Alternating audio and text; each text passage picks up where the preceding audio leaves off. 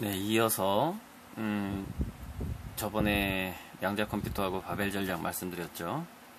그래서 지금은 특히 우리 한국 사회의 문화 자체가 그런 거 있잖아요. 왜 나서지 않는 그 문화, 줄을 잘 서야 되는 그런 문화 때문에 지금 바벨 전략이 투자와 교육에 있어서 바벨 전략이 잘 안 되는 그런 함정에 빠져 있습니다.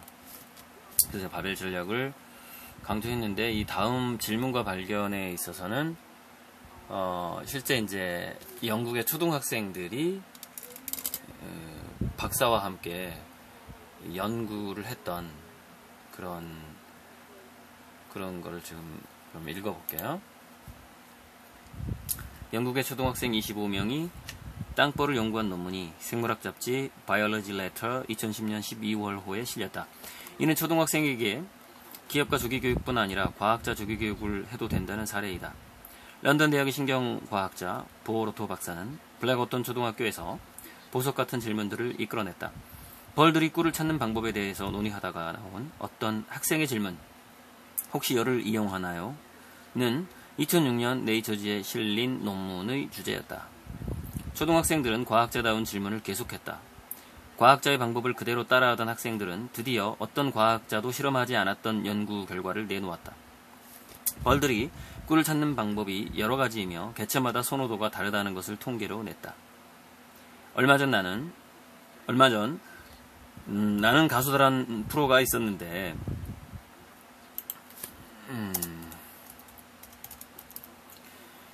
이젠 나도 발명가다, 나도 기업가다, 나도 과학자다라는 프로그램이 한국 초중고와 대안학교 곳곳에서 생겨나야 한다.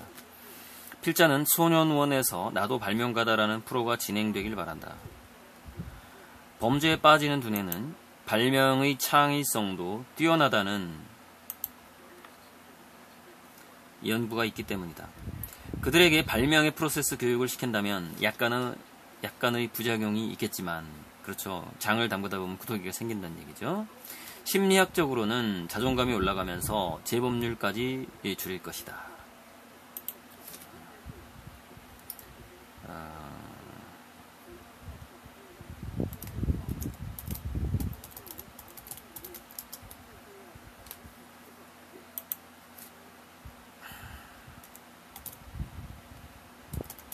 발명을 자꾸 사족이 생기는데, 발명 프로세스 교육이 오히려 더 영리한 범죄자를 만들 수 있을 가능성은 있지만, 그보다는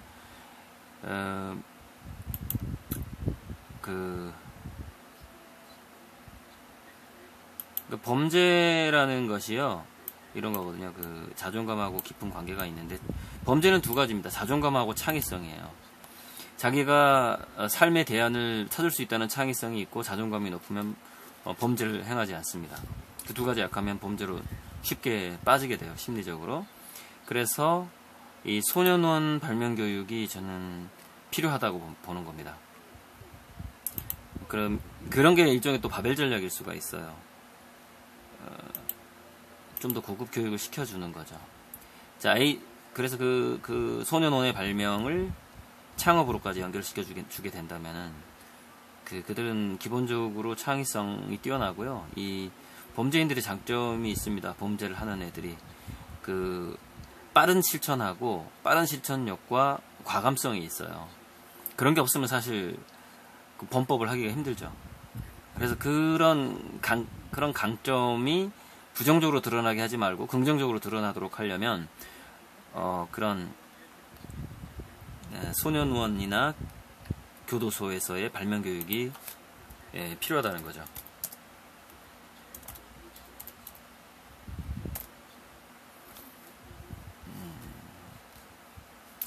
자, ADHD의 증상이 조금이라도 있거나 충동적인 아이들은 원래부터 학자의 두뇌보다는 기업가의 두뇌에 가깝다. 그러니 산만한 아이들을 문제아로 보지 말고 나도 기업가다 교육을 시키면 멋진 벤처기업인으로 거듭날 것이다.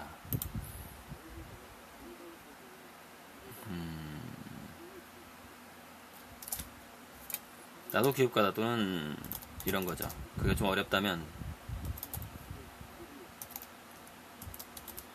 나도 뭐 나는 장사꾼이다 뭐 장사꾼이를 나를 뭐 좀 긍정적으로 본다면은요, 그죠? 뭔가를 팔 수 있다라는 거니까. 요즘 뭐 잘 안 팔리는 시대에. 자, 나도 과학자다, 나도 예술가다. 교육은 모든 학교에 보편적으로 실천하는 것이 맞다. 예술성이 없는 과학은 국제적 특화가 되기 어렵기 때문이다.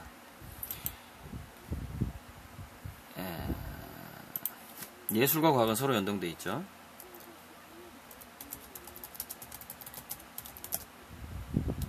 연동, 함께 연결돼서 움직인다는 거죠.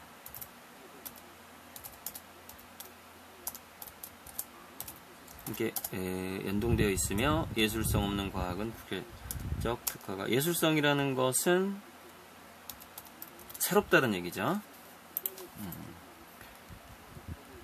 이게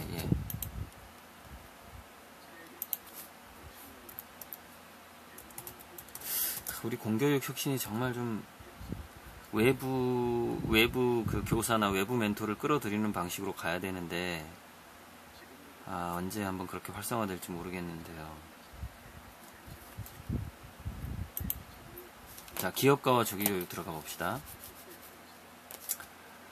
지금 한국 교육과 경제의 구조적 문제는 취업과 창업의 기회도 의욕도 유연성도 부족한 것이다.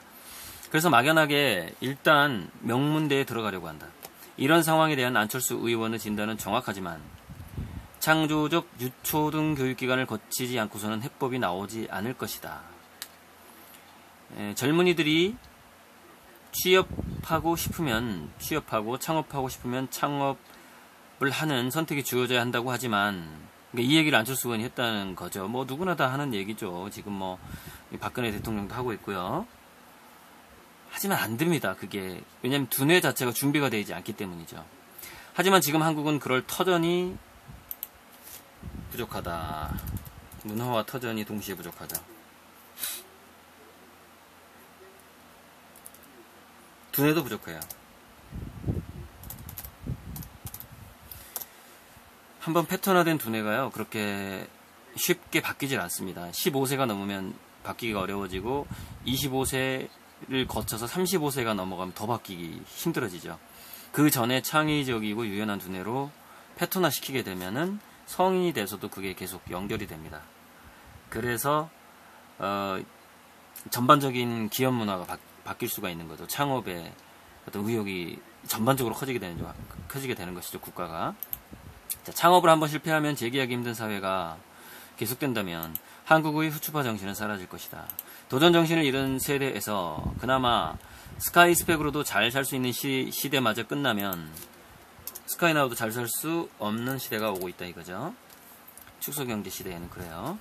자, 수많은 젊은이들이 국가의 지원을 받는 빈곤층으로 전락하게 될 것이다. 지금 그리스하고 일본에서 이런 현상이 나타나고 있습니다. 젊은이들이 이제 국가에서 취업을 시켜줄 수가 없으니까, 그게 이제 현실적으로 없으니까 캥거루족이 될 수 없는 젊은이들은 생존 비용 자체가 생기질 않는 거예요. 그러면은 젊은이들이 생존 비용이 생기지 않게 되면 어떻게 되냐면 범죄율이 올라갑니다. 남는 건 혈기밖에 없거든요. 그래서 국가에서 연금 형식을 젊은이들한테도 해야만 하는 그런 상황들이 벌어지고 있어요. 그러니까 국가나 지자체에서. 자, 벌써 44만원 세대들은 88만원 세대를 부러워하고 있다. 88만원 벌었던 추억을 부러워하고 있다는 거죠, 지금 청년들이. 자, 중년의 자영업자도 자녀 세대인 젊은이들도 순수익 100만원 이상을 버는 비율이 점점 줄어들고 있으니 젊은 빈곤층의 시대는 그리 머나먼 얘기가 아니다. 이런 문제들의 해법으로서 카메론 헤럴드가 주장한 기업과 주기교육이 가능한 교육제도를 긴급히 고민해야 한다. 만일 초등학생들이 직접 체험을 하려 한다면 안전사고의 위험이 있기 때문에 그 체험을 반길 회사는 없을 것이다. 그러니까 직업체험인데, 그러니까 현장의 체험이 중요하거든요. 그것이 좀 육체노동이든 정신노동이든 간에요. 그러니까 초등학교 고학년 때부터 하는 게 좋습니다. 왜냐면 10세부터 시냅스 가지치기가 들어가기 때문에 10세경에 구체적인 체험이 아이들한테 줄어들게 되면은 IQ가 떨어져요. 창의력이 떨어지고요. 10세경부터 도제로 받아들여졌던, 즉 제가 넬슨 제독 얘기하는데 넬슨 제독이 12세에 해군에 입대했단 말이죠. 우리나라 나이로 아마 13세쯤 됐을까요? 바로 그 12세경에 최소한 중학생경에는 온몸으로 직접 그 현장에서 직업체험을 하면서 동시에 공부를 하면은 그 공부가 조금 더 깊이 있게 되고 온몸의 지능이 서로 연동이 되면서 창의성이 좋아지는 것이죠. 그러면 창업이라든가 재취업 확률이 올라가게 되죠. 자, 그런데 이제 이 아이들을 중학생이나 초등학교 고학년, 고등학생들을 기업에서 잘 반기질 않습니다. 안전사고가 나면은 그 책임 문제 때문에 그러죠. 그래서 그 부분은 이제 국가가 책임을 져줘야 되죠. 그래서 국가가 제도적으로 산학협력 교육에 참여하는 기업에게 보험과 인센티브를 제공해야 한다. 아이들의 두뇌는 10세 전후에 두뇌를 쓰는 회로들이 안정화되기 시작한다. 안정화되면서 죽기 시작하죠. 실제로. 따라서 초등학교 입학을 함과 동시에 조기 기업가, 조기 과학기술자, 조기 예술가 교육도 함께 이루어져야 하며 발군의 아이들은 몰입이 멈추지 않도록 지원하는 좀 특수한 공간이 필요합니다. 그들만의 특수한 멘토들이 투입되는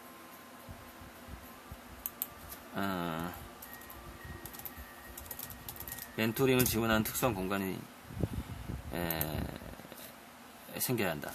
사교육은 이게 이제 영재교육하고 좀 다릅니다. 이 부분은 영재들을 이렇게 뽑아가지고 수학과학을 시키고 이런 거하고 틀려요. 조금 더 세분화되어 있는 공간을 얘기하는 겁니다. 바벨 전략을 제가 계속 강조하고 있죠. 바벨 전략은 좀 더 세분화되는 것이거든요. 그래야지 아주 그 초전문가를 만들어내게 되거든요. 이제 초전문가 좀 이따 나오는데요. 자, 사교육은 학생이 많아야 돈이 되므로 애초부터 소수의 아이들을 길러낼 공간이 될 수 없다. 국가의 교육이 바벨 전략으로 다시 재편되어야 한다.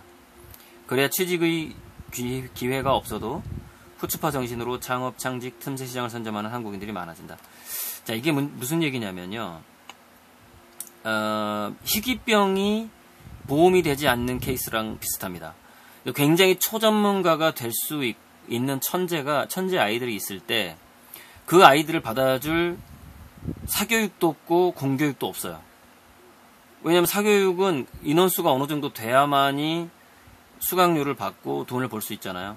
공교육에서는 뭐 그런 특수한 교사부터 찾기가 힘들고 그게 골치가 아프죠. 그냥 보편 교육으로 가고 싶어지죠. 공교육은. 그러다 보니까 아주 특이한 아이들을 길러낼 공간 자체가 아예 없는 겁니다.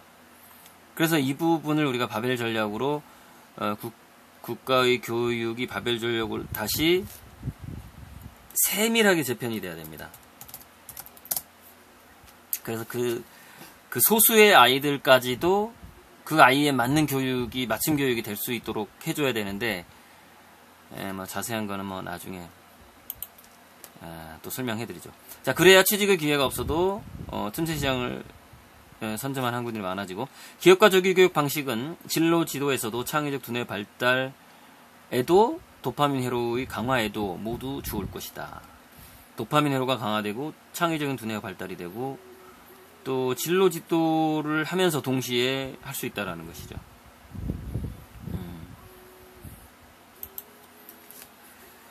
자유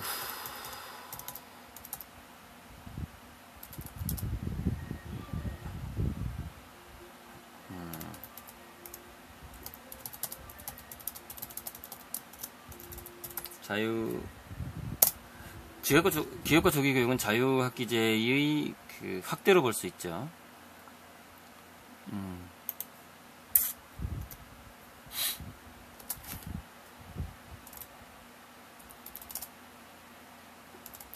모든 맞춤식.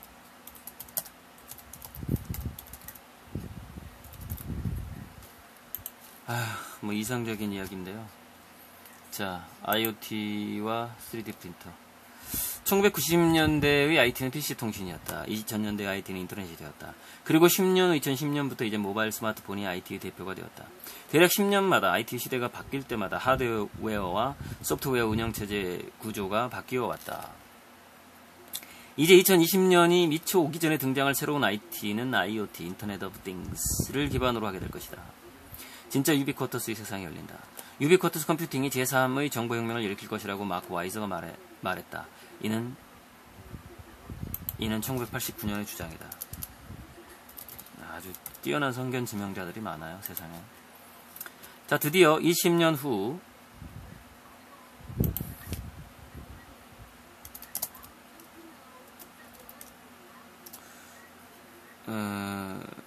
이 1989년부터 20년이 흘렀죠, 그죠? IoT라는 이름으로 와이저의 와이즈한 예상은 현실에 드러나 곳곳에서 마크되고 있다. 죄송합니다. 이게 제 말장난을 좀 좋아합니다. 마크 와이저 가지고 한번 분장을 만들어 봤어요. 자, 신발에 달린 센서는 각기 다른 산에 간 친구가 쉬는지 걷는지, 혈압과 심박이 어떤지를 스마트 손목시계로 알려준다. 이제 이게 IoT의 예를 들은 겁니다. 변기에 달린 센서는 내 몸의 호르몬 변화를 알려주면서 현관의 점심 메뉴를 추천해준다. 출근시. 이게 이제 디스플레이가 바뀌면서 모든 공간이 디스플레이가 되거든요. 모니터가 되거든요. 그러니까 그냥 문짝에다가 오늘 점심은 뭘 먹는 게 좋겠습니다. 내가 화장실 가서 그 오줌을 체크해 봤더니 이렇게 되는 것이죠. 자, 거실 체중계에 있는 센서는 내 몸무게까지 주치의 인공지능과 단골 식당의 인공지능 요리사에게 보낸다. 내 단골 식당에서는 나를 위한 재료를 준비하여 점심 예약을 권유한다. 영양제는 이미 그 식당 내에 있는 생약분말 의약품 3D 프린터에 의해서 만들어져 있다. 이게 분자 프린팅 시대가 온다고 하거든요. 그러니까 지금 현재 인간은 원자까지 조작을 하고 있는데 분자 프린팅 시대가 오면은 기본 영양소를 조작을 해서 뭔가 개인에게 맞는 어떤 식품을 만들어낼 수 있다는 겁니다. 식품 재료나 건강식품이나 또는 의약품을. 자, 식사 후 아연 성분이 더 많은 비타민제를 물과 함께 먹는다. 이런 식으로 개인의 건강과 성향은 빅데이터로 쌓이게 되며 인공지능 3D 프린터와 연결된다. 이제 내가 어느 나라를 가더라도 모든 식당과 병원과 약국에서 내게 가장 적합한 서비스가 즉각 준비된다. 그리고 인공심장과 가정의 오븐과 열쇠가 해킹의 위험에 노출이 된다. 반면이라고 해볼까요? 이 해킹. 향후 30년 정도는 보안 전문가, 화이트 해커가 많이 필요하지만 한국의 교육 문화는 화이트 해커를 키울 토양 자체가 아니다. 이게 정말 이게 여기 바벨 전략하고도 관계가 되는데요. 바벨 전략 교육에서 바벨 전략을 도입하면 화이트 해커를 키울 토양으로 바뀌게 되죠. 그래서 이런 부분은 이전 챕터에서 자세히 말했죠. 한국에서 왜 화이트 해커가 양성될 수 없는가에 대해서 제가 이게 녹음한 게 있습니다. 자, 인공지능 로봇. 여기서 좀 끊을까요?